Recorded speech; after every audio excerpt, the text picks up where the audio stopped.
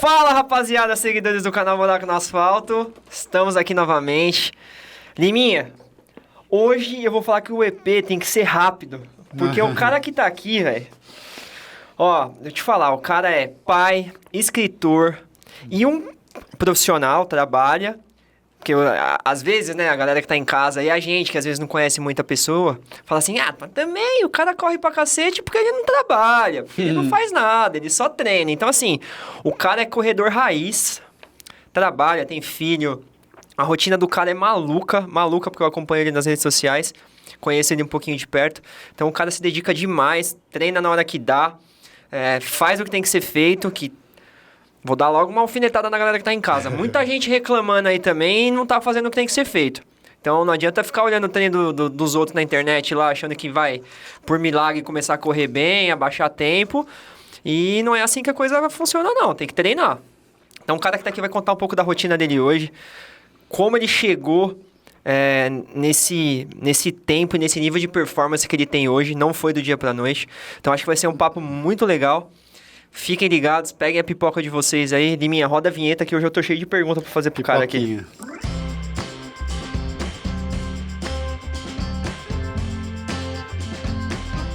Tiagão, seja muito bem-vindo ao Buraco no Asfalto. Demorou, hein? Demorou um pouquinho, Demorou. Né? Várias tentativas, marca, desmarca. Pô, você tá treinando demais, cara. Treinamento, vida... Desde Globo, o ano passado... Globo. É mesmo, rolou até uma Globo aí, Valdir Braga. O cara trocou o Buraco no Asfalto pra ir no Luciano Huck, não. Luciano Huck, né? No Domingão do Huck, né? O cara, você tá viu? Caramba. Graças aí, um link aí com o Valdir Braga, né, lá do Corrida e Performance, que já veio aqui. E aí, a gente teve que marcar, remarcar, desmarcar. Leizinha de Murphy hoje pra chegar. Mas estamos aqui. Acontece. Cara, seja bem-vindo. Obrigado. A gente sempre abre os EPs aí falando... Se apresenta um pouco, fala um pouco da sua história. Como você entrou na corrida de rua. Eu acho que isso é muito importante. E vai desmembrando um pouco dessa história gigante aí de maratonista amador... Que de amador você não tem mais nada, cara. Você já tá num nível... Amador... Você já tá num nível aí avançado pra quase... Vou falar que você não é um profissional porque você tem sua vida, né? É um amador dedicado, vai. Exato. É isso, não dá pra falar que é profissional, nem muito menos elite, né?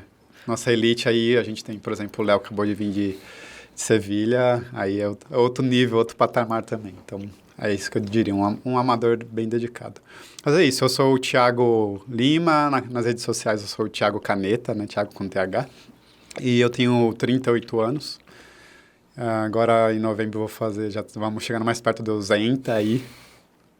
E eu nasci em Recife, mas sou criado aqui em São Paulo, na capital. Mas com muito orgulho de ser do Nordeste. Aí a família do meu pai é de lá e da minha mãe é daqui. Então, nesse vai e vem, acabei nascendo lá, mas sendo criado aqui. E recentemente passei o carnaval lá, né? Tive até a infeliz notícia do...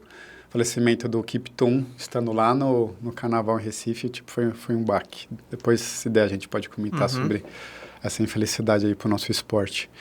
E sobre corrida de rua, eu comecei a correr sozinho, porque eu sempre achava que o esporte mais natural mesmo é a corrida. Quando você vê dos países de fora, você vê que era um negócio natural o pessoal correr, caminhar, independente de ter galera, ou independente de hype, vamos dizer assim, é um negócio de saúde, de autocuidado. Então, lá em 2010, eu comecei a correr sozinho, aquele caminha, corre, tipo 5 minutos correndo, 5 minutos caminhando, sozinho. Aí, em 2011, eu fui para a Inglaterra, morei lá primeiro semestre, e aí comecei a correr um pouco mais, treinar um pouco mais, até vendo uns gringos, tinha um alemão lá, eu trabalhava num hotel... que ficava, não era em Londres, ficava próximo da segunda maior cidade, que é Birmingham, mas era um vilarejinho que acho que ainda hoje deve morar, sei lá, umas 10 mil pessoas, ou nem isso. Pequenininha. E aí tinha plantações de milho, era um negócio bem, assim, roots também.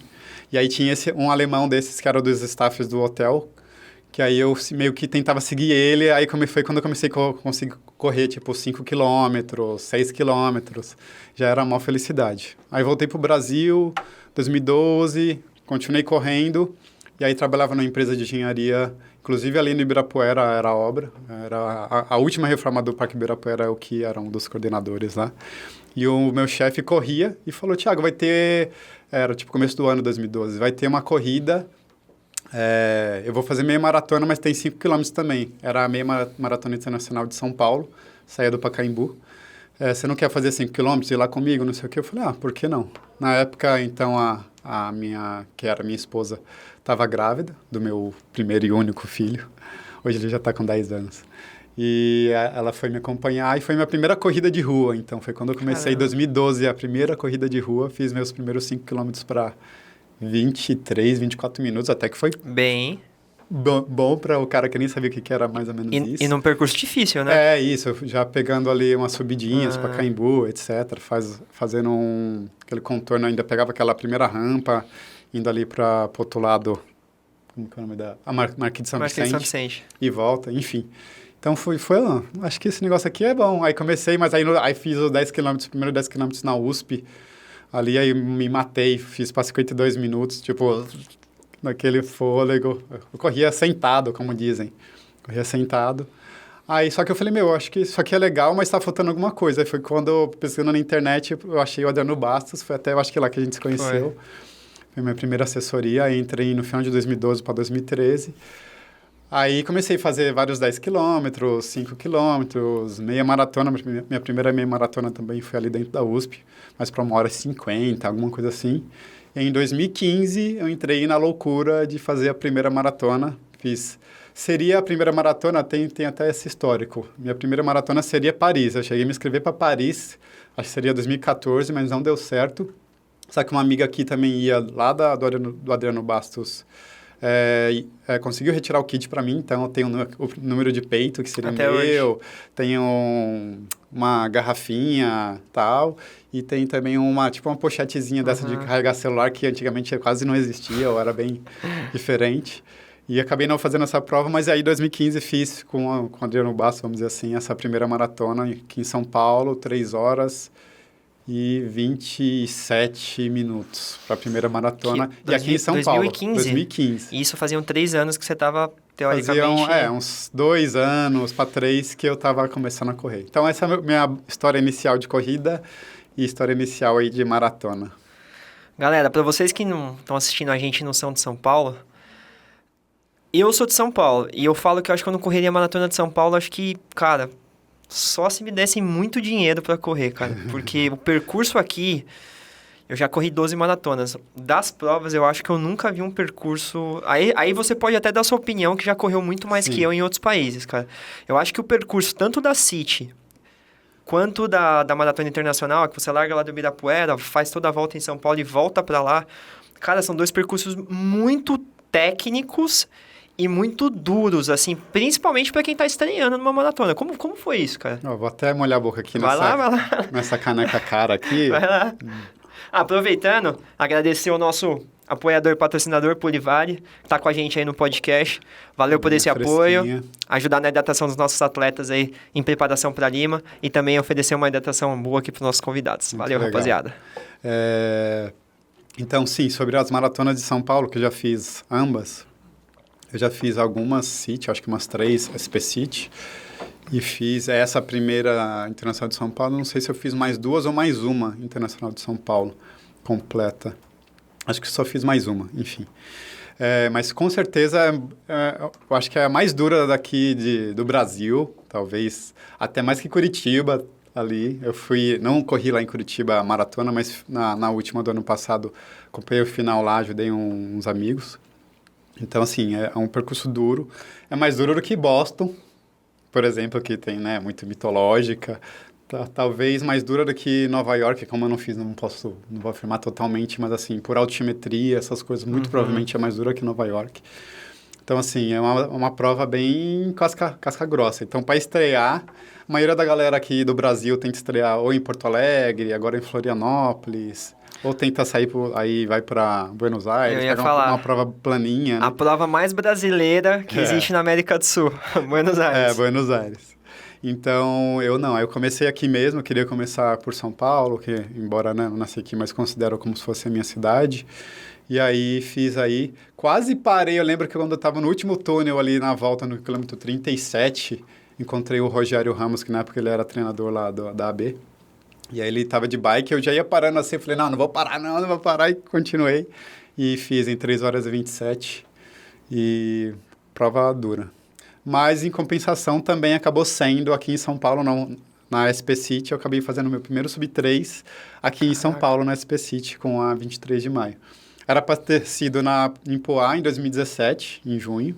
Aí eu meio que quebrei lá, e aí eu falei, fiquei puto. Eu já estava inscrito para Chicago logo depois, só que eu falei, não, vou fazer esse sub-3, vou pegar esse índice para, né, famigerado aí, Boston, para Boston ainda antes aqui, porque eu estava bem preparado, tinha treinado muito, não sei o que, ficado sem beber, aquele negócio, 3 meses, free álcool, coisa que eu não faço mais. Meio polêmico também. Mas falei, não, aí continuei treinando, falei com o treinador, falei, não, tá bom. Aí descansei tipo uma semana, mas já no outro final de semana já fui pro longo e tal. Aí vim para SP City e consegui fazer 2,58 primeiro sub-3 aqui em São Paulo. Tem e ainda passo. Negativando. Negativando alguns segundos. Cara, pra quem não te conhece, quantas maratonas já no currículo? 23 maratonas. 23, com 38 anos? Com 38 anos. Quanto tempo você comeu? Da primeira até a última agora, que foi Chicago, quanto tempo já correndo maratona? Então, desde 2015, então são aí 8 anos, né? 8 para 9 anos fazendo maratona. É bastante maratona. Eu não recomendo, vamos dizer assim, né? Eu fazer dar uma média de mais de 2 maratonas por ano, quase 3 maratonas por ano. Mas, digamos, com a dedicação que eu tinha de treino, tentando fortalecer um pouco, respeitando muito meu corpo, né, nos sinais tanto de cansaço, de dor. Lesão, eu tive poucas. Acho que a última lesão que eu tive foi 2019, 2020. De lá para cá, nunca mais tive lesão. Sim, lógico que chega épocas que chega muito próximo, assim, de dar umas apitadas, vamos dizer assim, aí eu dou uma segurada e tal. Mas então eu tive essa sorte, entre aspas, né, de ler muito bem aí os sinais do meu corpo, conseguir respeitar, apesar do volume altíssimo, principalmente ano passado. Aí cheguei a fazer quase 700 quilômetros num mês. Caraca! Então consegui, mesmo com essa rotina de trabalho... Dá uma média do que, 250 a semana? É isso? Não, quase 200 por semana. Não, 200, deixa eu ver, 180 e por aí, algo assim. Então, cara, punk. O que você... Assim, na verdade eu vou fazer uma pergunta antes. Você já passou por algumas assessorias, certo? Sim. Já treinou sozinho? Na verdade, 3. Treinou com 3 assessorias, já treinou sozinho, já morou fora, conheceu... Acho que você pôde conhecer um pouquinho de como é a corrida de rua fora, já correu muito fora. Sim. O que você acha das diferenças de metodologia de treinamento? Isso eu tô falando para quem quer performar, tá, gente? Sim. A gente vai levar o papo aqui um pouco mais na linha da performance, deixando um pouquinho de lado a galera que tá iniciando, que é muito válido. Eu acho que isso é uma dica muito importante. Não levem a fé e não comecem a mirar pessoas que performam, que treinam há 10, 11, 12 anos. Isso é um caminho muito longo, acho que o Thiagão pode até falar um pouco disso. Mas essas mudanças de metodologia, para você... o que você acha que foi o grande pulo do gato, assim, que você falou, caraca, cara, me achei, é aqui que eu evoluí muito? Fala um pouquinho pra galera. Cara, isso é muito complicado, mas lógico, eu vou tentar elucidar um pouco, mas é muito individual também, né? Porque depende de como a pessoa recupera, o quão rápido ela recupera, então isso é muito a pessoa, o atleta, seja de performance ou não. Mas vamos até voltar um pouquinho para esse do iniciante, com certeza alguns iniciantes vão assistir ou ouvir isso aqui, então tem que pegar esse meu início também, que é o quê? Respeitar isso. Eu comecei caminhando e correndo, aí depois eu aumentei, né? Aí consegui começar a correr, vamos dizer, 5 km contínuo, depois eu quis correr um pouco mais rápido, depois eu comecei na corrida de rua. Aí, sem pressa, aí fui fazendo algumas provas. Aí eu falei, tá faltando alguma coisa. Procurei uma assessoria para ter um profissional, né, do esporte. Tinha o Adriano Bastos, tinha outros profissionais ali, auxiliando ele, dando... Aí começaram a dar dicas, melhorar a postura, melhorar a mecânica. E eu corria... Depois posso dar foto para vocês, colocar até aí, junto aí. Que eu corria meio que sentado mesmo, etc. E todo mundo ainda falava, mas, você tem um perfil legal, mas você precisa melhorar isso, melhorar aquilo. Então, fui respeitando essas etapas. né? Então, essa parte do ADA-B, do Adriano Bastos, foi bem importante nesse início. Só que aí eu comecei a fazer maratona, eu achava que ele não era tão dedicado para maratona, principalmente mais velocidade e mais meia maratona. Foi quando eu mudei para o MPR. Aí, então, a gente já vai unir a resposta que você estava falando. Já o MPR já era um pouco mais, já era mais performático, né? Tudo mais. Só que mesmo assim, eu sempre meio teimoso ou curioso. Então, sempre lendo muitas revistas, né? Sempre lendo coisas científicas de corrida, lendo livro e pesquisando coisas. Então, é isso, o que você está aprendendo ali com quem está perto de você e você tem essa curiosidade do que está o mundo científico, o que o mundo está falando do esporte. Então, como eu sou também da exatas, né? Então, a gente sempre tem essa curiosidade de trazer um empirismo para o campo, né? Daquilo que você pode aprender com você mesmo. Então, fui atrelando isso. Eu sempre via que eu podia fazer um pouco mais, digamos assim, tipo, que eu conseguia descansar e podia fazer um pouco mais de volume, mesmo que o treinador não quisesse. Nem quisesse, não recomendasse naquele momento. Por exemplo, o meu treinador na MPR sempre foi o Emerson e ele gostava até de volume. Então, ele passava já um volume razoável e, às vezes, eu queria fazer mais. Ele falava, se você consegue fazer... Ele não colocava oficial, mas falava, você consegue fazer, está recuperando bem? Pode fazer, faz isso, faz aquilo. Então, fui adaptando isso. Então, o primeiro pulo do gato para mim, eu acho que foi o volume. Inicialmente, eu colocava eu comecei a dobrar treino, mas era só, 2 vezes na semana. Por exemplo, eu colocava nos dias de qualidade, de segunda e quarta. Aí, então, fazia o tempo run na segunda, faz conta de manhã, de tarde ou de noite, se eu conseguisse, se tivesse tempo, eu dava uma rodagenzinha, mais 5 km, mais 8 quilômetros. E aí, já meio que recuperava para o outro dia, entre aspas, né? Recuperar mesmo ativo, né? É meio engraçado isso. O pessoal fala, como você vai recuperar? Você já acabou de fazer um treino, aí você treina para recuperar? É isso. É estranho, mas é isso. Então, basicamente, o que mudou é isso. Então, além de ser treinos mais específicos, especialmente para maratona, mais performáticos, eu acho que mais o volume. E aí, depois, quando eu saí, o que mudou um pouco, aí eu fiquei um tempo sozinho, e aí tive um tempo, dei uma oportunidade para treinar com... antes de ele ser meu treinador, o Heleno Fortes era meu amigo, né? Mas aí eles eram muito, muito dedicados ou muito mais focados em em limiar, muito limiar, muito limiar. Muito bom também, mas aí foi um período quando eu também sozinho, falando com ele, mas assim, ele não recomendava tanto e eu falava, não, eu quero fazer volume, porque eu até vendo que a elite, embora não seja elite, mas tentando adaptar meu mundo de performance para próximo da elite, que é o quê? Os caras fazem volume bastante volume, desde que você tenha essa capacidade de recuperação e tempo para fazer, ou dedicação da sua agenda aí para adaptar quando dá. Então, eu comecei a fazer, foi quando eu comecei a dobrar praticamente todos os treinos, todos os dias. E não era de planilha, novamente. Então, antes do Heleno, entre o MPR e o Heleno, eu fiz um tempo com um gringo, que é lá dos Estados Unidos mesmo, que era treinar na metodologia totalmente VDOT, que é até um pouco do que a MPR acaba pegando um pouco, o Heleno também faz um pouco disso, essa parte limiar é um pouco VDOT. Mas quando eu fiz muito com ele é o cara que gostava muito de volume e uns treinos bem diferentes, com stride, etc. Então, eu adaptei isso que eu já tinha adquirido de experiência do VDOT, mais intenso com o Heleno, e comecei a dobrar os treinos. E aí, comecei a dobrar todos os dias. Tipo assim, inclusive, às vezes eu cheguei a dobrar domingo, é meio um negócio de louco, assim. Mas dobrar, como era volume muito pouco, faz de conta, eu fazia 8 km de manhã, que seria o volume oficial do domingo. Aí chegava ao final da tarde, à noite, eu já estava ok, vamos dizer assim, eu fazia mais 5 km. Então, tipo assim, só para realmente aumentar a rodagem, aumentar o volume. Então, para mim, a virada de chave, para mim, foi esse aumento de volume. Só que é isso, é um negócio de louco. Ano passado, que eu cheguei a fazer isso lá em março, 690 quilômetros, treinando todo dia, duas vezes ao dia. Lógico que não de sábado e não todo domingo, mas assim, durante a semana eram então 10 treinos, mais o longo e mais o domingo, e às vezes o domingo também faziam 2 treinos. Então, assim, esse volume me deu essa base, junto, obviamente, com todos os treinos de qualidade, limiar aí nessa época do ano passado com o Heleno.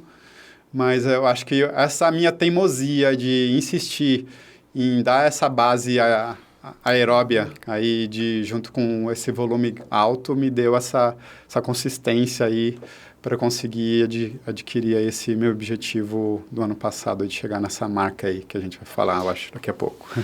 Esse assunto de volume é muito engraçado, né, cara? E realmente, na prática, para quem está em casa, funciona muito. Porque eu também vim de algumas assessorias que trabalhavam com volume muito baixo. Tanto é que quando eu migrei para o Valdir ano passado para fazer meu ciclo de Valência, ele falou, me apresenta seu histórico, como você tá. E aí ele falou, qual é o volume que você faz semanal? Qual foi seu pico para as suas últimas maratonas? Eu falei, eu fiz 50 quilômetros. 50, 60. Ele falou, como assim? Eu falei, ele falou, cara, você é um ciborgue, porque você fazer 3 e 11 com volume de 50, você tá bem demais. Tá muito bem, exatamente. Aí eu falei, não, eu quero buscar sub 3. Ele falou, não, fica tranquilo, você vai fazer... Cara, quando eu recebi minha planilha, primeira planilha dele, eu falei, cara, você tá maluco, né? Que eu vou fazer, primeira semana já dava dando 60 quilômetros. Eu falei, você tá louco. Aí ele, não, confia, respeita a questão dos pace. Acho que é uma questão que eu queria te ouvir também, Thiagão. Como tá sendo a estruturação dos seus treinos, assim? Você consegue fazer as rodagens mais leves, as rodagens regenerativas que a gente chama? E quantas vezes de pancada você está dando na semana aí? Então, isso eu acho que a grande questão do amadorismo amador é o erro nisso de não conseguir treinar leve quando é para treinar leve. E aí o cara tá sempre na média, ele tá sempre correndo forte. Só que aí também quando ele vai para a prova, ele tá cansado. Aí ele também não consegue performar. Ele faz basicamente o mesmo ritmo que ele estava treinando, só que o ritmo que ele estava treinando não é o ritmo da prova ainda. Então, ele deveria fazer a prova mais forte do que o ritmo que ele estava treinando. E chega na prova, ele faz um treino um pouco melhorzinho, ou até pior do que que ele estava treinando. Por quê? É o famoso mediano. Tá sempre, quando é para estar descansando no treino, que é o treino de rodagem, ou até o regenerativo, que são treinos diferentes, a galera até confunde, ele tá cansado. E aí, chega na pancada, ele dá uma pancada, mas ele não consegue ir num pico ali, chegar a atingir um VO2 máximo, ou as zonas ali Z4 ou Z5, por causa disso, porque ele está sempre cansado. Então, é uma virada de chave minha nos últimos 2 anos, tem sido, especialmente ano passado, mas já no ano anterior, em 2022, é conseguir treinar leve. Conseguir fazer a rodagem. Rodagem é o quê? Quando está confortável, mas não é tão leve, porque igual o regenerativo. Então, vamos supor, 4h30 é uma rodagem, 4h20, mas eu consigo retornar meus treinos regenerativos a 4h50, 5h20, 5h30. Ano passado, eu estava num período ali morando mais perto, até me ajudou muito nos ciclos do Ibirapuera. Então, fazia treinos a 5h30, rodando na terra, na grama ali no Ibirapuera, naquela volta maior e tal. E assim, sem ego nenhum, cara. Ir postar também, né? Porque a galera tem até medo de postar treinos leves, treinos lentos, vamos dizer assim. Como se fosse um pecado, ou se fosse algo errado, sendo que é o contrário. Então, assim, eu até já fiz algumas postagens de comparativos de meses meus, utilizando o aplicativo do VDOT, que lá ele mostra quantos por cento foi do meu treino, foi em tal faixa, e aí, 80%, 85% do meu mês é rodagem leve, de a 4h30, a 5h10 ou até mais. Lembrando, tá, galera? 4h30 rodagem leve pra ele, tá? Não é pra achar que o 4h30 é leve pra todo mundo. Por isso que é muito pessoal. Subjetivo e pessoal. Mas eu acho que essa é uma outra... Acho que até mais do que o volume, acho que é saber respeitar as zonas de treino e pace é muito importante. Sim. Porque aí quando você chega na hora de fazer a qualidade, você está inteiro. Ontem, por exemplo, eu vou te responder a quantidade de treinos intensos logo depois, mas, por exemplo, ontem eu fiz um treino de qualidade e ontem eu não fiz 2 treinos, mas eu fiz o volume que eu estou fazendo em média por dia, que é 21, 22 quilômetros. E aí eu fiz só um treino à noite, aqueci, fiz mais 16 quilômetros bem ritmado, é um limiar fracionado, como dizem hoje em dia, né? 4 vezes 4 quilômetros, aí numa intensidade legal ali, em média 3h40, 3h45, como se fosse um race pace. Não é exatamente o race pace de uma maratona que se eu fosse fazer muito forte hoje, mas como ainda estamos... Não é nem mais período de base, mas ainda não é um período específico, então eu não preciso também me matar nesses treinos. Inclusive, como é pós-período de base, então o corpo, você vai para cima, vai para baixo, aí quando você volta a subir é estranho, você sente tudo meio desconfortável, pace, musculatura, e aí também estou fazendo direito, agora fortalecimento de novo também e tal. Aí então tudo fica meio quadrado. Mas é importante isso, você saber respeitar isso, os paces, encaixar ritmo, encaixar também o fortalecimento, que aí é uma fase que você fica quadrado. Mas se você insistir aí mais uma, duas, na terceira semana, a tendência aí tudo encaixa, seu corpo readapta ao fortalecimento, as fibras musculares começam ali a desinflamar, etc. E aí tudo começa a encaixar, tende a encaixar. Então, geralmente, respondendo finalmente sua pergunta, são 2 dias de intensidade, basicamente, na semana. Geralmente, eu gosto de fazer de segunda e quarta. Eu prefiro, domingo eu já descansei, já faço segunda e quarta, porque eu tenho mais a quinta e a sexta, entre aspas, para descansar para o meu treino longo no sábado e intensidade. Nas semanas que eu faço terça e quinta, não encaixa bem, meu longo... Tem longos que saem bem, mas no geral a semana não fica tão boa. Quando eu faço segunda e quarta, a intensidade, tipo, geralmente é de manhã, que aí eu faço o segundo treino mais leve à noite ou no final da tarde. Aí a semana tende a encaixar mais e aí o treino longo fica melhor também. Show. Essa questão de aumento de volume e adequação é engraçada também, porque... A princípio, a gente fica meio apreensivo, assim, né? Que nem eu falei, eu rodava 50 no meu ciclo do ano passado. Eu acho que no pico eu rodei 80. E aí o Valdir falou, não, para agora vamos aumentar. A gente vai chegar no pico de 120, 115. Aí eu falei, caramba. Aí ele falou, vamos começar a dobrar dia. Aí eu falei, pô, eu não vou conseguir, cara. E assim, é exatamente isso que você falou. Acho que o nosso corpo, ele precisa de pelo menos umas 3 semanas aí para começar, entender aquela mudança fisiológica, tudo. E depois as coisas parecem que vão se encaixando. Você, te acompanhando e vendo a sua vida como atleta e vida em geral, posso falar que você é um cara privilegiado em questão de lesão, que não é todo mundo que consegue. Eu mesmo sofro demais, preciso fazer fisioterapia preventiva semanal, já tive lesão de quadril. Então, assim, é uma coisa que, igual você falou, manter os pilares equilibrando os pratos ali. Que é um puta desafio. Exato, em principalmente dia. Pra quem trabalha. Exatamente, em dia. Porque assim, a gente tem que treinar, mas ao mesmo tempo a gente tem que fazer o fortalecimento, que é um ponto muito importante que eu vi nas suas redes sociais, que agora está dando um pouco mais de foco. E também fazer físio, nutricionista, essas coisas todas, né? Cara... Eu sou meio raiz, eu sou meio polêmico, me respeito isso aí. Eu nem vou te perguntar, porque eu sei da sua metodologia e... Por isso que eu te falo, mas é importante falar, daqui a pouco eu vou Você falar é um cara, que eu enxergo que você tem um quê de atleta profissional mesmo não sendo. Porque a gente questiona muito quando a gente vê Kipchoge, o próprio Kipton, que infelizmente acabou nos deixando, e os demais atletas. Eles têm uma questão fisiológica aprimorada, assim. Por mais que eles tenham uma equipe por trás, no staff, dificilmente a gente vê esses caras se lesionando. Os caras treinam muito. Então, assim... O que você acha, assim? É realmente um dom seu? Porque, cara, é muito difícil de explicar. E eu posso falar um pouco porque, assim, eu aumento o volume e aí eu tenho que aquilo. Puxa a corda, solta um pouco a corda, né? Numa rédea, né? Então, por que eu falo que eu sou meio raiz? Por exemplo, não é que eu nunca tome, por exemplo, suplemento, né? Eu tomo, mas, por exemplo, se eu for mesmo para Buenos Aires, que é setembro, vou voltar a tomar mesmo ali regradinho, alguma coisa tal. Quando eu for lá para julho, aí eu vou voltar a tomar mais direito, não sei o quê. Mas, por exemplo, eu corri Chicago, eu fiz a mesma coisa. Outubro, quando foi setembro, agosto, eu voltei a suplementar um pouco. Aí mais próximo, um mês antes, aí eu suplemento direitinho para dar aquela base mesmo, tal. Nutricionista é a mesma coisa. Eu tenho a minha nutricionista, a Michaele, até um abraço aí, Michaele.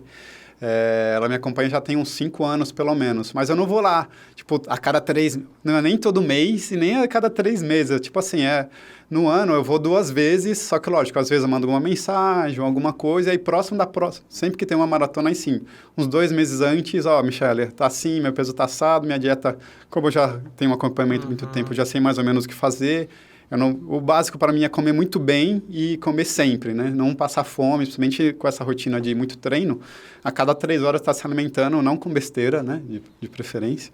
Mas não passar fome porque eu quase não tenho massa para perder. Se eu perder o pouco que eu tenho, ferrou. Então, eu sou muito raiz nessas coisas e teimoso no treinamento. Eu só saio para fazer um treino se eu souber por que eu estou fazendo aquele treino. Por exemplo, aquele treino de qualidade, se é VO2, se é limiar, se é fartlek, para quê, o que aquilo vai me gerar. Então, sou muito teimoso e quanto a isso, a fortalecimento. Por exemplo, não sou de ficar puxando muito ferro. Agora até estou fazendo lá no funcional, que eu estou com o personal lá nesse estúdio, puxar um pouco lá, mas não é esse Cargas efeito... excessivas, né? Não é carga excessiva e não é para marombar. Até estamos com o objetivo de repente, ficar um pouquinho melhor na parte superior. Mas já falei que eu não posso ficar muito pesado. Mas eu não sou isso e fico lendo o meu corpo. Tipo assim, tô com dor? Não tô. Então...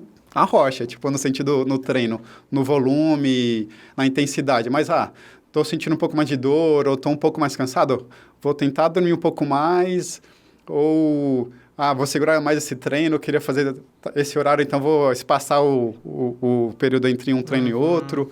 Se precisar, faz de conta, eu tento fazer 2 treinos por dia, mas se precisar, eu faço só um naquela semana, e é respeitar essa mudança. O próprio VDOT, lá o Jack Dennis fala que não adianta você fazer mudanças drásticas no seu tipo de treino em menos de 3 semanas, porque seu corpo vai demorar pelo menos 3 semanas para adaptar. Aí se você, com 1, 2 semanas, você viu que deu errado, ou não é nem deu errado, mas tá desconfortável, se você já quiser mudar, você não, além de você já não vai readaptar aquilo, você não vai ter nenhum benefício daquelas 3 semanas. Então espera, respira, desde que não seja, né, um negócio de dor, uma lesão, uma coisa crônica, espera um pouco, deixa seu corpo sedimentar, acostumar naquilo, e aí você vai indo. A mesma coisa com o volume. Você foi para 60, 80, 90, agora o Valdir lá com a esposa dele, que é a treinadora, vai colocar agora você para 110, 120, e aí você vai doer, entre aspas, porque não tem como não doer, sofrer um pouco uma adaptação, mas aí seu corpo tende a adaptar. Aí, lógico, você já se conhece, você sabe que você tem uma tendência maior a lesões. Lê bem seu corpo, não insiste. Tipo, sentir uma dor aguda, para o treino, nem de, não, só vou reduzir aqui. Não, para. Se parou, descansa um pouco mais do que você deveria descansar ali, dentro do treino mesmo. Consegue voltar, não está sentindo? Beleza, mas voltou? Para. Cancela o treino. Não precisa ter esse ego, não, preciso terminar ou ser um negócio de, sei lá, como se diz, um titã, né? Não, tem que terminar, tem que fazer. Não, eu tenho isso para mim. Das poucas vezes que acontece, se você precisar parar o treino, vou andando para casa, ou qualquer coisa do tipo. Ótimo. Para o treino. Acho que a gente tem que ter, a gente tem que ser amador, mas um amador que a gente vê tanto vídeo, vê tantas pessoas mais experientes do que eu e que correm mais do que eu, que dão exemplos, falam para a gente parar ou pensar, etc., para fazer o treino direito. E aí a gente fica, não, mas vamos insistir, porque tem que fazer, tem que mostrar, tem que provar, tem que postar. Não, para. Aí sim, procura a sua fisioterapeuta, procura um médico e tal. E aí a mesma coisa, aí voltando, isso é importante também, fisioterapia eu faço também, mas geralmente eu faço quando eu entro num ciclo e começo a ficar mais cansado, aí faço ali ou uma massagem e tal, alguma coisa assim. Mas também não é direto, não é todo, 3 vezes na semana, vou semana sim, semana não, ou uma vez no mês, na semana que é daquele pico que tem 35 quilômetros na semana, com várias cidades, aí eu faço essa soltura. Então, não acho que é proibido ou que não devo fazer, mas eu não acho que também é tão necessário, igual eu vejo a galera vendendo, falando que tem que ir na nutricionista toda semana, aí fisioterapia toda semana, tantas vezes, isso e aquilo. Exato. Então, assim, e suplemento é necessário, mas também, tem que tomar, tem que ser isso, tem que ser aquilo. Então, assim, eu sou teimoso nesse sentido, de tem que fazer, mas eu acho que, para mim, funciona não fazendo tanto, não ficando tão refém a essas coisas. E aí, quando eu tomo, por exemplo, o suplemento, logo depois da maratona eu faço um detox por meses, que nem agora, desde Chicago até agora, de outubro do ano passado até agora, eu estou sem tomar suplemento. Eu tomo o gel quando eu vou fazer longo. É isso que eu tomo. Ótimo. Antes de fazer nossa próxima pergunta e aproveitando o gancho do assunto aí, agradecer o pessoal da Dobro que está ajudando a gente também na suplementação dos atletas de Lima. Obrigado pelo apoio. Vocês que estão precisando de suplementação, entrem lá no site deles, nós temos o cupom de desconto da Dobro. Entrem lá, tem toda a suplementação pré, intra e pós-treino. Precisando, suplementação natural, à base de BT, de nitrato. Muito bom, menos açúcar. Então, entrem lá, utilizo nos meus treinos, me ajudou muito na minha última maratona, então agradecer. Enzo, Vitor, time de marketing lá. Muito obrigado pelo apoio. Pode mandar um recebidinho lá pra mim, lá. Aí, ó, baita atleta, hein? Tiagão, vamos lá. Vamos falar, cara, do feito histórico que você fez ano passado, cara. Mas aí eu não quero nem que você vá direto a ele.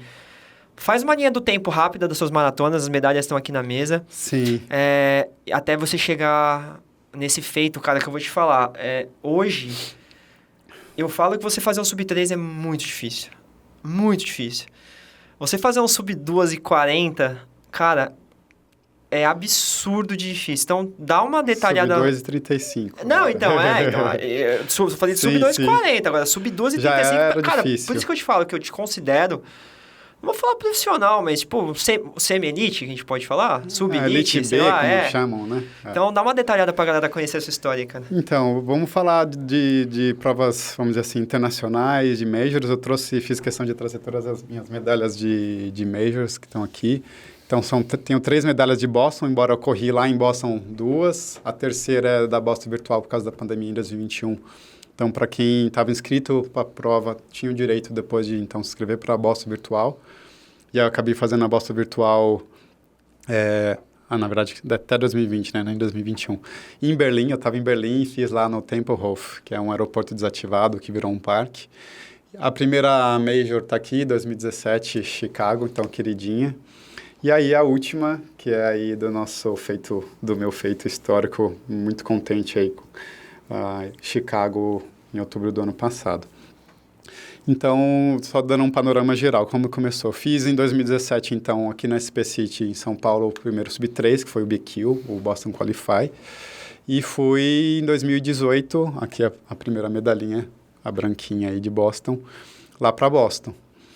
E eu falo que a minha maratona talvez a mais importante, não por ser Boston, e não foi a minha maratona mais rápida, porque a mais rápida até então é a última, Chicago. Mas eu fiz Boston em sub 5 horas. Já pensou? Eu sou o cara mais rápido, só que eu fiz Boston sub 5 horas, em 4 horas e pouco, lá em 2018. Foi o ano que foi aquela tormenta, tanto que fala que foi quem fez é uma lenda, The Legend, né? Porque estava nevando em volta, e chuva, e muito vento. Só que eu estava bem preparado, fiz um ciclo muito bom. E só que eu fui meio despreparado no sentido pro frio e pra chuva, né? Fui só com uma capinha de chuva ali e, para quem sabe, Boston é uma puta logística antes, então você já fica, sei lá, você vai 3 ou 4 horas antes pegar um ônibus, isso porque eu era um dos primeiros a largarem e tal. Aí você chega lá na vila, aí já comecei a pegar chuva e tava lama, você pisando para poder ir no banheiro, e frio, tentando ir nas poucas tendas que tem, tentando se abrigar, mas o chão todo molhado. Então, já comecei a passar frio muito antes. Eu sempre fui, assim, muito magro. Então, imagina, você começar a perder muita energia antes, passando muito frio. Aí, você tenta comer alguma coisa, passa a suplementação, vai no banheiro. Aí, fui na hora da prova. Já estava totalmente, ensopado. Vamos dizer assim, um pouco ensopado e desgastado, mas ainda estava otimista. Eu tinha feito uma prova mais parecida até então, tinha sido a meia da Disney que eu fiz em 2015, estava muito frio, tipo, menos 2 graus, alguma coisa assim. Eu aqueci, teoricamente, só que era meia, né? E fui sem blusa, sem nada, e fui, teoricamente, bem. Na época, foi o meu primeiro sub 1:30. Então, era isso que eu tinha na minha mente. Falei, vou aquecer também em algum momento na prova, vou começar a correr com a capinha de chuva, aquela transparentinha fina, e aí vou aquecer e vou conseguir terminar a prova. Era essa a minha expectativa. E era a expectativa de fazer um sub 3, pelo menos. O Emerson, na época, queria que eu fizesse um sub 2:55, alguma coisa assim, mas por aí, um sub 3 e tal. Aí saí para largar até a meia, ok. Fiz para 1h27, se não me engano, a meia lá em Boston, e estava tudo teoricamente correndo ótimo, bem. Já estava correndo bem, parecia que estava aquecido. Tinha já tirado lá a capinha de chuva, lá no quilômetro 10, alguma coisa assim. E beleza, a partir da meia até o 30, cara, começou algo estranho, uma sensação estranha, não estava sentindo no meu pé. Começou, vir uma mancha branca nas minhas vistas, e eu começando a pensar, o que é isso que eu estou sentindo, o que é isso que eu estou sentindo? Para resumir aí um pouco a história, eu parei num posto que eu vi no quilômetro 29, já congelando assim, tinha só lá um aquecedor e uma água quente. Comecei a tremer igual uma vara verde, como dizem, assim, quanto mais você tenta segurar, você não consegue. Aí eu falei, ferrou, acabou minha prova aqui. Só que eu voltei a aquecer, depois de mais de 1 hora, assim, fiquei aquecido. Falei, não, se eles deixarem... Porque tinha algumas tendas que eu fiquei sabendo depois, eu não deixava nem o pessoal sair. Mas ali, eu falei, se eles deixarem eu sair, eu vou voltar a terminar e vou pegar esse unicórnio, né? Tô aqui, mó trampo e tal.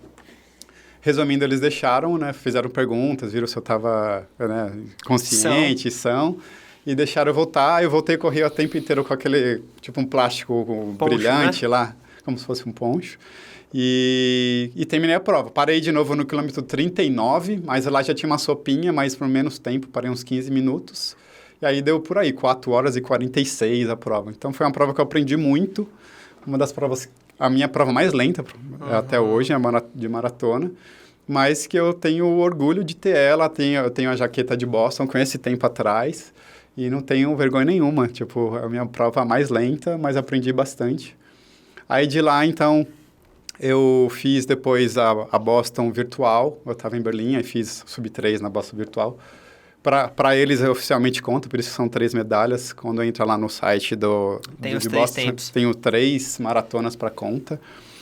E então foi essa a história de 2018. A primeira foi Chicago, que após eu ter feito o sub-3 aqui em São Paulo, eu já fui para lá. Era tipo zebra, eu achava que não ia conseguir correr nem fazer sub-3. Foi um dia quente em 2017 lá em Chicago, e mesmo assim eu consegui melhorar um pouco. Fiz lá 2 horas e 55. Então, essa minha história aí prévia antes da Maratona de Chicago 2023, das Majors, né? Eu só fiz essas duas, até antes da pandemia, eu tinha até a vontade de fazer a Mandala, vamos dizer assim, fazer a Six, mas quando chegou a pandemia, como a minha vontade e até poder aquisitivo só permitiu talvez fazer uma prova por ano, aí depois ficou 2 anos sem poder fazer, aí eu falei, não, perdi esse... Não era um sonho, mas era uma vontade... Pô, eu falei, não, se der para fazer algum dia, beleza, mas eu não, mas não não me é prioridade, vejo, né? não me vejo mais fazendo as majors, tem provas bem legais para ser feitas. Exato. Aí eu já fiz Sevilha em 2022, que é um provão, né? O pessoal aí, Alice, o Léo, outros amigos aí voltaram recentemente de lá, uma prova planíssima.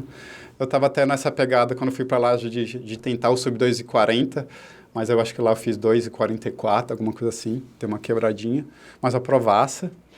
E aí, agora, então, ano passado, voltei para repetir as minhas majors, né? Ano passado eu fui para Boston, voltei para Boston.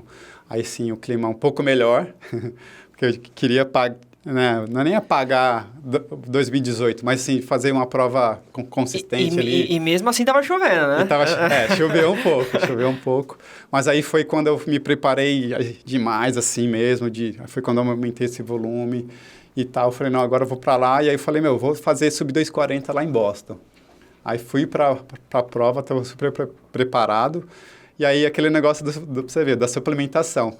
E Boston é ingrata por causa dessa logística. Aí eu tomei um pré-treino antes do pré-prova.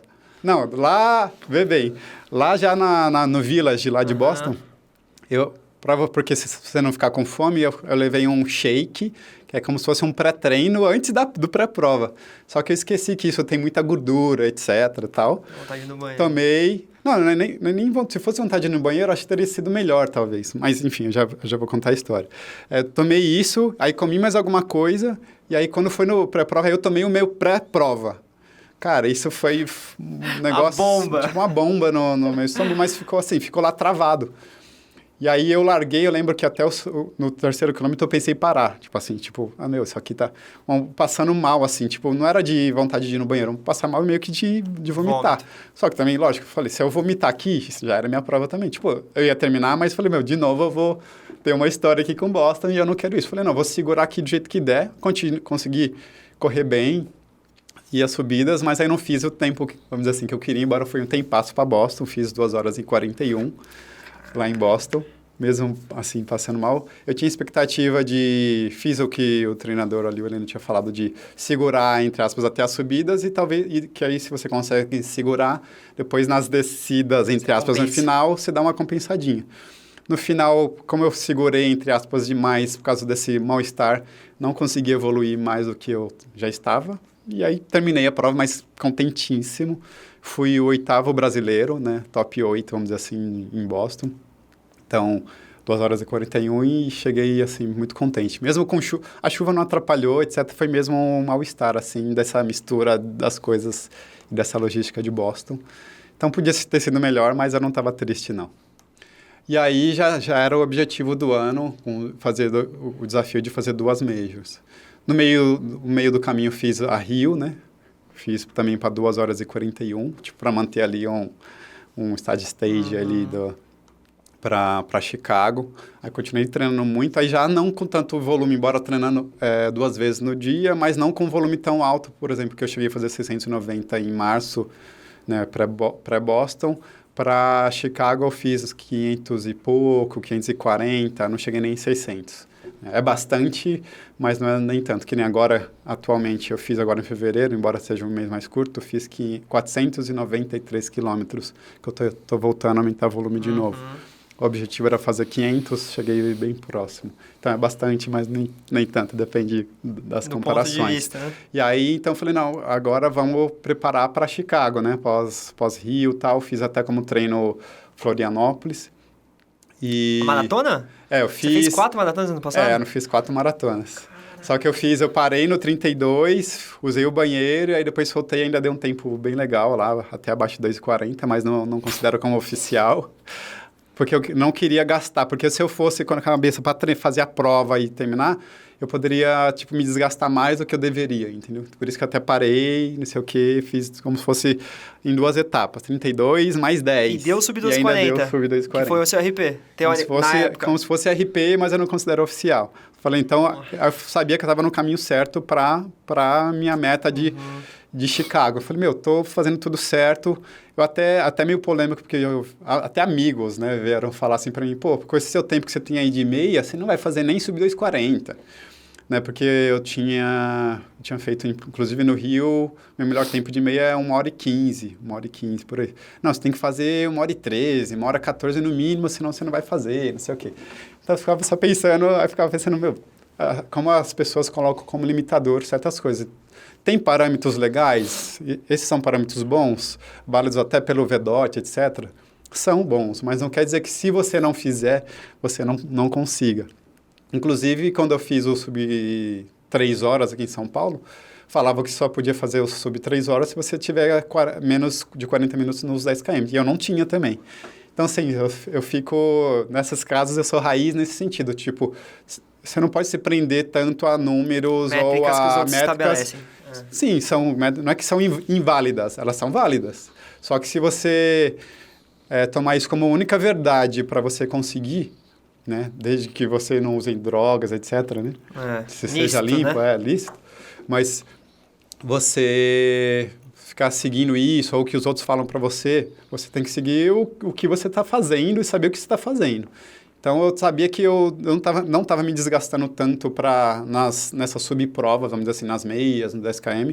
Tenho tempos legais, mas eu não queria me desgastar totalmente nessas provas ao ponto de, fazer de conta, vamos supor que me desgastasse, me matasse para fazer 1h13, 1h14, uma meia, mas eu ia chegar cansado para o objetivo principal, que era a maratona. Assim como até vi pessoas ano passado, alguns atletas, até amigos, fazendo provas bem fortes, essas provas menores, mas se lesionando, ou chegando na prova-alvo, não tendo aquele apetite suficiente para você conseguir fazer. Enfim, então eu fiz isso aí até Rio e Floripa. Falei, tô no caminho certo, não tô com esses parâmetros aí que dizem que para eu conseguir fazer, mas eu acho que eu tô no caminho certo. Aí fui para Chicago, foi um final de semana fantástico. Eu acho até que eu abusei na viagem, assim, porque antes eu tenho um irmão que mora lá em Nova York, e consegui passar lá em Nova York fazia uns 5 anos que eu não o via, o Gustavo. E queria aproveitar ele dessa vez. Já tinha ido para Boston, para Chicago, não sei o que, não tinha conseguido vê-lo. E eu falei, não, dessa vez eu vou tentar passar por Nova York antes, não sei o que. Aí, quando eu encontrei ele na quarta para quinta-feira, antes de Chicago, a gente saiu na noite lá de Nova York. Fazia anos que eu não via o cara. E aí o cara me chama para sair com ele, não sei o que. Fomos lá num rooftop lá no Brooklyn, etc. Tomamos um drink de tequila, Eu falei, não dá para negar. Aí bebemos um pouquinho. Antes da maratona, se eu falar que eu não estava receoso, eu estava um pouco receoso. Então eu falei, não dá para negar. O que eu posso fazer? Vou fazer isso, mas já a partir do outro dia, quando eu estiver indo para Chicago, eu vou me hidratar muito bem, descansar o máximo que eu puder para isso ser só memórias boas e nem deixar isso na minha mente. Então foi isso que eu fiz. Já no outro dia é isso, né? Passei a quarta e a quinta lá com ele. Na quinta para sexta de manhã, ele me levou até no aeroporto lá de carro. E aí, na sexta cedinho, eu estava chegando em Chicago.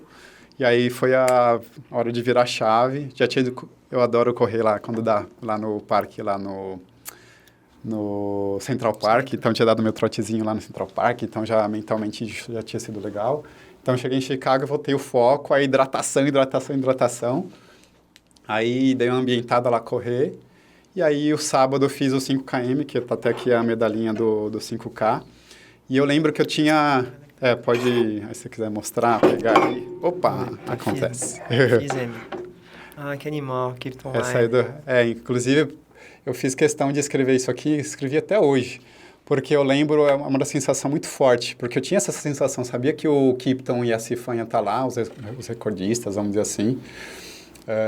E quando eu fui correr esse 5km e passei pela Blue Line lá, falei, cara, é a linha que vai estar aqui, os grandes corredores, o Kipton vai estar aqui, eu acho que vai ser o final de semana de quebra do recorde mundial, até arrepio.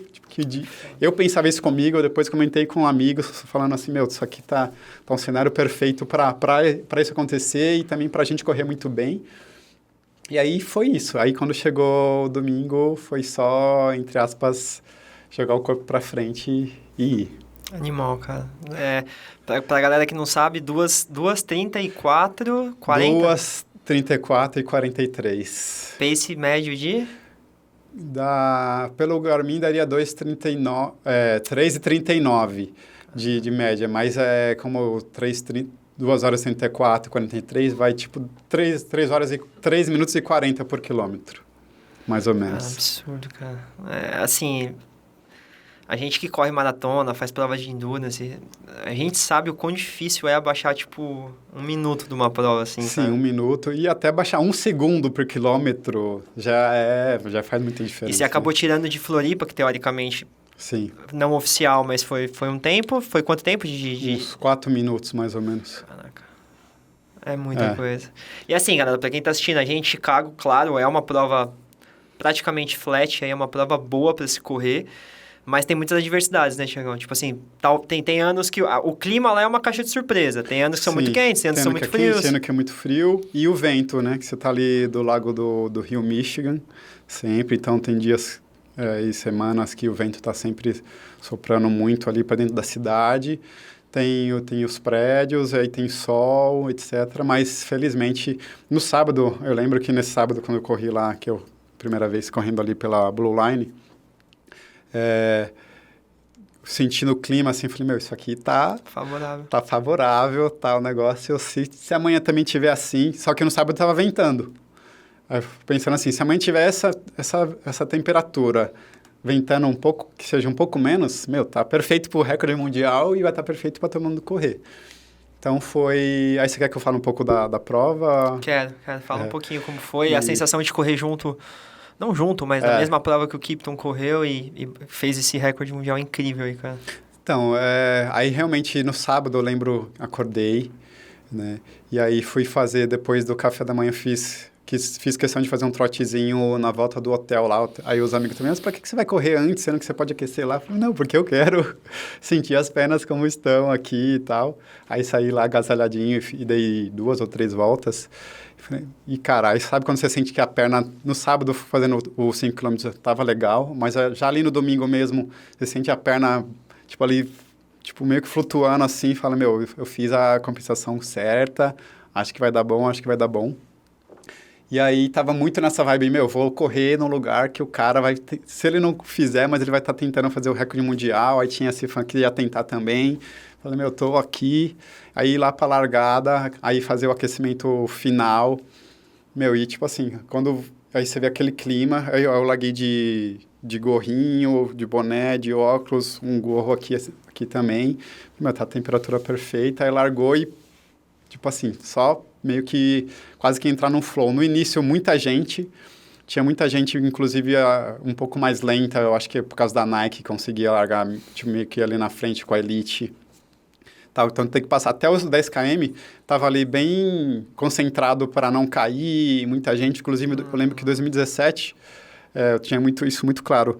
Um cara tava correndo na minha frente ali como se fosse o mesmo ritmo, mas eu achei algo muito meio estranho nesse cara. Eu falei, tem que desviar desse cara. Quando eu saí da direção dele, o cara caiu assim na minha frente. Então eu estava muito concentrado, né, ali nesse início, nos primeiros quilômetros também. Porque era muita gente, e guia, aí calçada, e não sei o quê. Por causa que é no meio entre as duas avenidas são muito largas, tem calçada no meio também, para você tomar cuidado e não cair. Mas estava correndo bem, assim, leve, concentrado. E aí, dos 10 quilômetros em diante, foi só, tipo... Aí sim, comecei a entrar num flow. Na meia maratona, eu falei... Quando eu olhei a meia maratona e conseguindo fazer o ritmo até um pouco mais rápido do que eu queria... Falei, hoje é meu dia. Essa maratona... geralmente, na meia, ali entre a meia e o 30, você sabe quando... Não é que depois do 30 não passa nada errado, é maratona. Por isso que é o legal também que você não controla. Mas você fala, hoje é meu dia. Hoje é meu dia, hoje vai ser minha prova. E aí, realmente, praticamente só passando pessoas, ou eu via grupos fortes na frente, não grupos grandes, mas sim, tipo 5 pessoas, 7 pessoas. Falei, vou achar alguém que eu vou conseguir correr junto. E eu chegava, e aí parecia que estava meio lento, assim. Porque você chegou, né? Aí parecia que as pessoas estavam correndo igual você, ou caras fortes, atléticos, assim. Até mulheres também, obviamente. Mulheres excelentes corredoras. E parecia meio lenta, dava uma setinha para a esquerda, assim, com o braço e fui seguindo. Aí só no quilômetro... Aí a ideia era o quê? Sempre essa, né? De tentar chegar no quilômetro 35 ali, se tiver uma sobrinha, você tenta forçar. Porque se der uma quebra, beleza, se quebrar lá para 39, 40, beleza, você só arrasta e termina. Só que aí, quando chegou no quilômetro 32 para 33, cara, tipo, eu falo como se fosse um raio, assim, entrou nos dois quadríceps, assim, tipo, tipo assim, aí falei, acho que não vai dar para eu forçar um pouquinho mais, não. Agora a meta vai ser o quê? Só manter. Se eu mantiver isso, o que eu tô fazendo até agora, eu já sabia que ia dar o sub 2,35, mas até os 30, pelas minhas contas, ia dar até, tipo assim, um 2,33 alto, como tava passando as passagens. Você sabe que lá em Chicago, como por causa dos prédios, você não pode seguir muito o GPS. E lá em milhas, então eu deixei fora do autolap e estava batendo a cada 5 km. Tinha placa de quilometragem a cada 5 km. Então estava batendo as marcas a cada 5, estava dando até um pouco abaixo. Então falei, tá indo. Então até os 30, eu sabia que estava dando ali na casa do 2,33 alto, 2,34 baixo. Falei, se eu conseguir, então, melhorar mesmo depois do 35, vai dar 33, 2,33 alguma coisa. Aí quando aconteceu isso ali no quilômetro 32, 33, falei, agora a meta é só segurar para fazer o sub 2,35, que é o sonho do sonho, né? Então, foi isso. Aí foi a luta entre 35 e 40, uma mental de, mesmo com essa dor no quadríceps, conseguir manter um pace ali ainda entre 3,40, 3,45, administrar bem. Respirar, não vai, tá acabando. Aquele acaba, pelo amor de Deus, quase isso. Mas aí quando você vê aquela plaquinha do 1 mile to go, sabe? Só mais uma milha para você acabar, falando, não, já era, agora aqui sou eu. Aí eu, nem que eu forcei, mas falei, não, agora dá para, se eu sentir uma dor aqui que deu uma travada, ainda dá para se arrastar. Aí comecei a correr um pouco mais forte, aí você vê aquela placa para virar à direita, faltando, acho que aí tem junto faltam 600 metros, né? 600 metros to go.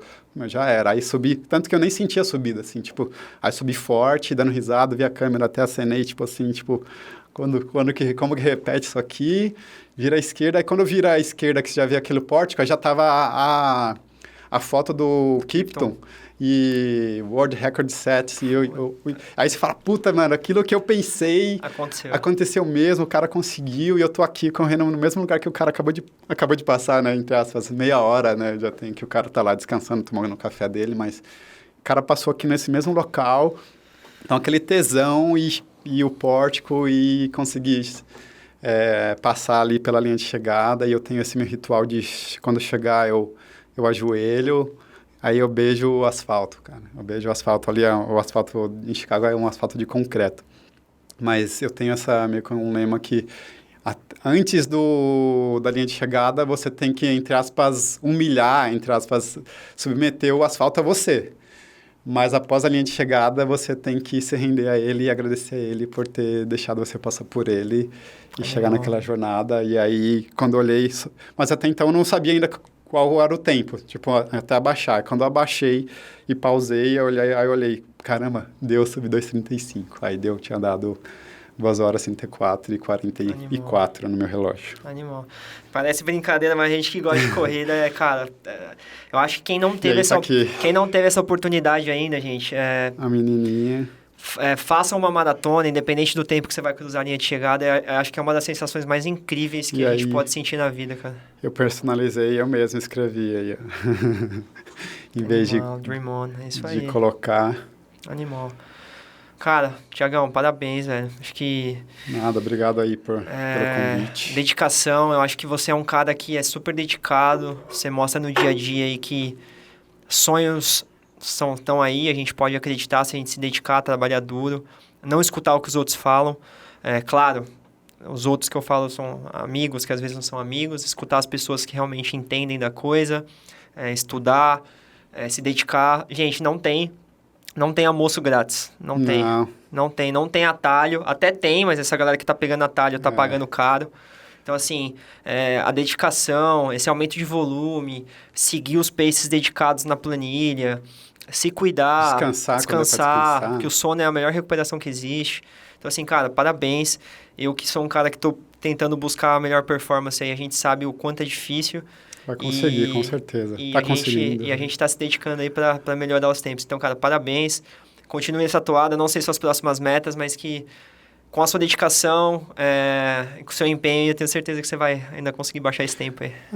Só para finalizar, falar sobre meta, ano passado mesmo eu estava falando, quem me acompanhou, viu até nas gravações com o Valdir, que minha intenção ainda no sentido de tentar dedicar um pouco menos na corrida, mesmo que ainda esteja fazendo volume, etc., mas tentar fazer menos provas, menos maratonas, e até ir tirando o pé da maratona.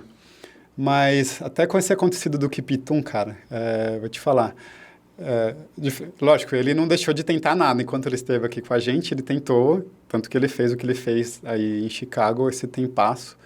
Mas aí quando aconteceu isso, eu até assisti recentemente no Netflix lá, o alpinista lá do André Marc Leclerc, esse cara que também faleceu aí cedo pra cacete, desculpa a palavreado. Fico pensando, cara, eu não sou tão jovem quanto eles, mas se a gente ficar postergando o que a gente ainda talvez seja capaz de fazer, quando que a gente vai fazer? E aí, eu tomei para mim agora, logo com esse acontecido, principalmente do Kiptum, que se eu puder ainda, mesmo me dedicando um pouco menos, talvez se eu conseguir fazer menos maratonas no ano, ou não, mas se eu puder ainda tentar melhorar isso, eu vou tentar. Eu não vou ser egoísta para mim mesmo, de falar, não, vou deixar para lá, eu sei que eu posso fazer, mas talvez depois, mas aí depois não sei se eu vou conseguir fazer. Meu filho vai fazer 11 anos, eu quero fazer outras coisas com ele, outras viagens. Então, se eu puder aí, se for o caso aí de Buenos Aires, ainda tentar melhorar isso, eu vou tentar, porque que eu vou postergar talvez um potencial ou um sonho de melhorar isso. É isso aí, cara. E aí, depois eu vou a minha ideia é migrar para trilhas, eu quero fazer alguns picos, já vivo fazendo trilhas aqui no Brasil, e aí ir migrando aos poucos para isso. Essa é a ideia. É isso aí. Mas se eu puder te dar uma dica, não deixe de ser um maratonista, porque, cara, você... É que tem pessoas que, infelizmente, não descobrem o talento mais cedo, mas você é um cara que, se tivesse descoberto mais cedo, você ou o próprio Léo, que está escutando a gente, acho que são pessoas que poderiam ter um grau profissional realmente, entendeu? Então, assim, não deixe de praticar. Se eu pudesse te dar uma dica, eu faria menos, mas com mais qualidade. Sim. Menos provas, mas com mais qualidade, que eu acho que você consegue abaixar esse tempo ainda. Então, não deixe de fazer, porque você é um baita exemplo. Eu digo para meus amigos que falam que eu tenho um dom, não sei o que, eu tenho dom não, é dedicação, mas assim, lógico, eu acho que se dentro das possibilidades da minha família, etc., meus pais foram separados, bagunças e histórias familiares, se eu tivesse tido apoio ou foco de os pais ou a família falar, se dedica ao esporte antes, mais cedo. Então, se eu comecei em 2013, eu tinha, 25 anos, por aí. Então, já era velhinho, vamos dizer assim. Se eu tivesse começado antes no esporte ou no atletismo, eu acho que eu teria a possibilidade de ser... aí mais próximo do Léo. Com certeza. Muito dificilmente chegaria, por exemplo, uma referência para a gente ao Léo, mas hoje em dia é quase impossível, mas dentro das minhas possibilidades, eu acho que eu que eu faço bem aí um pouquinho aí do nosso atletismo. É isso aí, parabéns, Mas cara. É isso, obrigado pelo papo, pelo convite, e a galera que tiver dúvida, manda aí mensagem aqui pro Buraco no Asfalto, e eles vão me mandar, ou manda direto para mim lá no Instagram, todo mundo sempre que me pergunta, eu tô sempre disponível. Aí, tá rápido, Liminha, boa. Tá aí na tela, sigam lá o Thiagão, baita referência pra gente que corre, que quer melhorar, mas não tem, igual eu falei, não tem almoço grátis, galera, é treinar, é se dedicar, é pagar o preço que às vezes a gente tem que pagar para chegar nos nossos objetivos. Lógico, a gente não precisa levar uma vida de atleta profissional, até porque a gente não ganha dinheiro com isso, a gente faz porque a gente gosta, mas é aquilo, a gente tem que fazer pelo menos o básico bem feito, né? Então, fazendo o básico bem feito, a gente chega lá. Até tá como Thiago Onofre, porque Onofre é o nome do meu avô, e eu dei esse nome pro meu filho, que tem o mesmo nome que eu. É Thiago, e o nome dele é Thiago Onofre, por isso que eu uso o Onofre aí também. Show. Tá bom? É isso aí, Obrigado, Thiagão. gente. Obrigado. Continue aí. Prazer conversar contigo. Prazer é todo meu. Vamos continuar te acompanhando aí. Se melhorar, eu mandando volto boas pra gente vibrações. Conversar. É isso aí. Rapaziada, mais um EP entregue pra vocês. Espero que vocês tenham gostado. Ó, quem quer melhorar, tá aí. É só ter dedicação, seguir dicas aí. E é isso aí. Mais um EP. Não esqueçam de deixar o like de vocês. Sigam as páginas do canal. Estamos no Spotify também. É isso aí, fiquem ligados no canal que tem muita gente legal pra vir ainda. Continue escutando o Buraco no Asfalto aí. Tamo junto, valeu!